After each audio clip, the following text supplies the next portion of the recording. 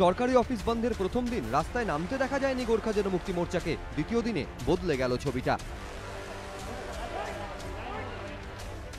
মঙ্গলবার সকাল 10টা নাগাদ চকবাজার থেকে শুরু হয় মোর্চার মিছিল এগোতে শুরু করে ম্যালের দিকে, কিন্তু পুলিশ থাকায় মিছিল গলিপথ দিয়ে ঘুরে ফের চকবাজারে। প্রত্যন্ত অলি গলি এবং রাস্তা পরিক্রমা করে এগিয়ে চলেছে।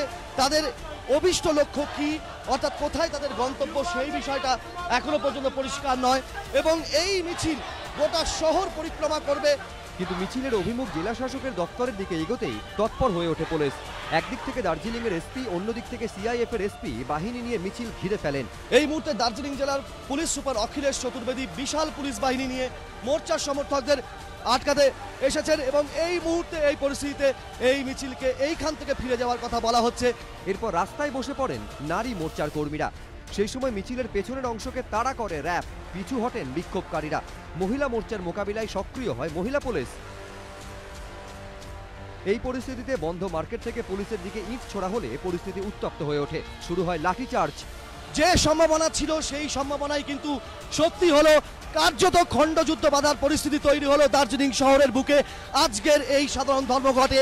এবং এই মুহূর্তে র্যাব এবং পুলিশ বাহিনী রীতিমতন লাঠিচার্জ শুরু করে দিয়েছে এবং মোর্চা সমর্থকরা চকবাজার থেকে যে মিছিল শুরু করেছিল সেই মিছিলকে হটানোর জন্য রীতিমতন লাঠিচার্জ শুরু হয়ে গিয়েছে চতুর্দিক জুড়ে এবং কার্যত মোর্চা ছত্রভঙ্গ এই মুহূর্তে।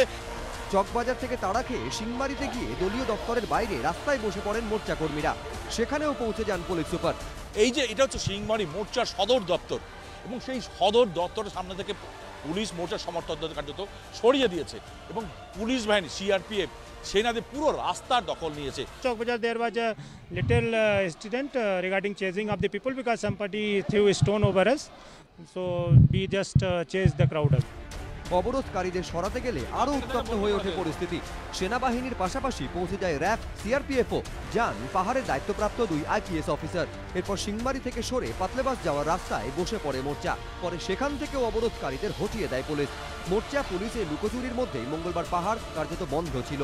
নেপথ্যে 24টি শ্রমিক সংগঠনকে নিয়ে তৈরি যৌথ মঞ্চের সাধারণ ধর্মঘট। মোর্চা তাদের বন্ধ থেকে স্কুল কলেজকে বাদ দিলেও আদতে ভিন্ন অভিজ্ঞতা হয়েছে পড়ুয়াদের। आज क्या छुट्टी मिल गया? बहुत मजा है। अभी कहाँ जा रही है? हम घर। आज का एग्जाम था?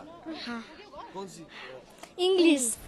প্রথম দিন তাদের ডাকা সরকারি অফিস বন্ধে কোনো প্রভাব না পড়লেও সাধারণ ধর্মঘটের অছিলায় এদিন রাস্তায় নামলো মোর্চা। উদ্দেশ্য এটাই প্রমাণ করা যে তাদের ডাকেই সাড়া দিচ্ছে পাহাড়বাসী। এবিপি আনন্দ। চা বাগানের আন্দোলনকে মোর্চার সমর্থন এবং তার জেরে দার্জিলিং সহ পাহাড় জুড়ে সর্বাত্মক ধর্মঘটে সাধারণ জনজীবন কার্যত ব্যাহত হয়েছে আজ। এমনকি স্কুল কলেজও থেকেছে বন্ধ।